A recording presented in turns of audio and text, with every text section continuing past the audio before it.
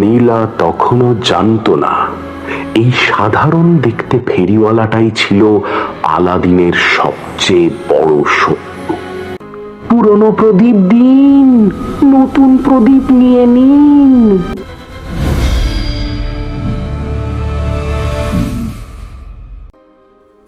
জাদুকর ফিস ফিস করে অবশেষে প্রদীপটা আবার আমার। আলাদিন, আমাকে বাঁচাও। এক মুহূর্তে নীলা হারিয়ে গেল, কিন্তু তাকে নিয়ে যাওয়া হয়েছে কোথায়? বরফের দেশে কি অপেক্ষা করছে নীলার জন্য? কি বন্ধুরা, পুরো গল্পটি দেখতে চাইলে চোখ রাখো আভিয়ান ফেয়ারি টেলসের পর্দায়।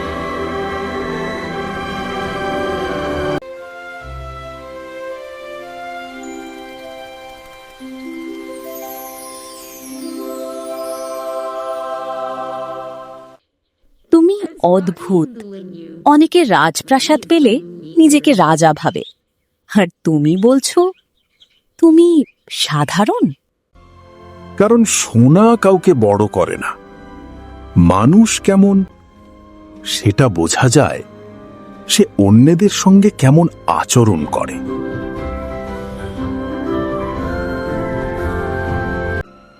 আলাদিনের সহজ কথাগুলো নীলার মনে জায়গা করে নিল।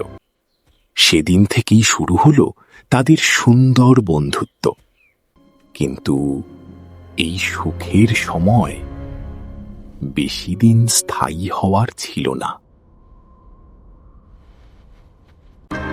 প্রদীপ চুরির ভয়ঙ্কর ফাঁদ। দুষ্টু জাদুকর প্রদীপটা আবার আলাদিনের কাছে, কিন্তু এবার শক্তি দিয়ে নয়, বুদ্ধি দিয়ে সেটা নেব। সে ঝুড়ি নিয়ে প্রাসাদের সামনে এসে ডাকতে থাকে।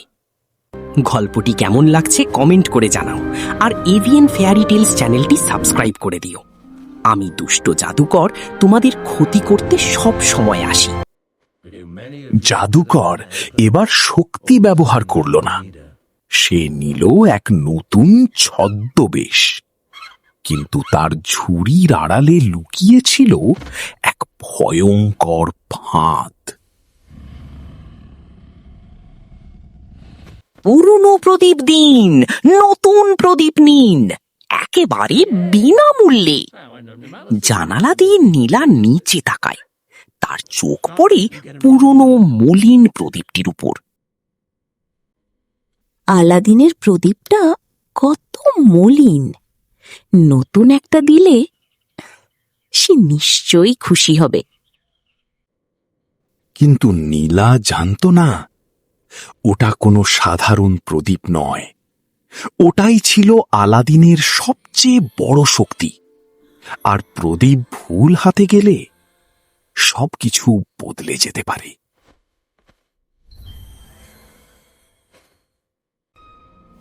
দুষ্টু জাদুকর, অবশেষে প্রদীপটা আবার আমার। জি। এক মুহূর্তে আলাদিনের প্রাসাদ, নীলা আর জাদুর প্রদীপ সবকিছু চলে গেল জাদুকরের হাতে। কিন্তু আলাদিন কি নীলাকে খুঁজে পাবে? আর প্রদীপ ছাড়া সে কি জাদুকরকে হারাতে পারবে? দেখতে চাইলে পুরো কার্টুন গল্পটি দেখো এভিএন ফেয়ারি টেলসের চ্যানেলে। আর বাচ্চাদের মায়েরা রান্নার জন্য ফলো করো মিনুজ কিচেন ব্লগে। কিছুক্ষণ আগেও এখানে ছিল ঝলমলে প্রাসাদ, ছিল আলো, ছিল আনন্দ, কিন্তু এখন সব কিছু উধাও। প্রাসাদ নেই, জিন নেই, আর নীলাও নেই।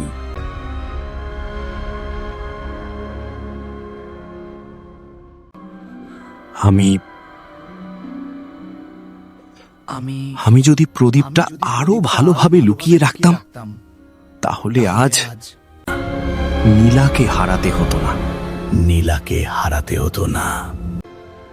ভুল করা খারাপ নয়, ভুল বুঝেও কিছু না করাই আসল ভুল। আলাদিন এবার জানত তাকে নিজের সাহসের উপর ভরসা করতেই হবে। আলাদিন মাথা তুলে আকাশের দিকে তাকায়, চোখে আর কান্না নেই। নীলা, আমি আসছি। তুমি যেখানেই থাকো, আমি তোমাকে খুঁজে বের করব। আলাদিন আকাশে উড়ে যায়, নদী পেরোয়, মেঘ ভেদ করে। অবশেষে সামনে দেখা যায় বরফে ঢাকা বিশাল পাহাড়। আলাদিন উড়ে চলল, নদীর ওপর দিয়ে, ঘন মেঘের ভেতর দিয়ে, ঝড়ের বিরুদ্ধে ডানা মেলে। অবশেষে সে পৌঁছে গেল বরফে ঢাকা সেই ভয়ঙ্কর পাহাড়ে।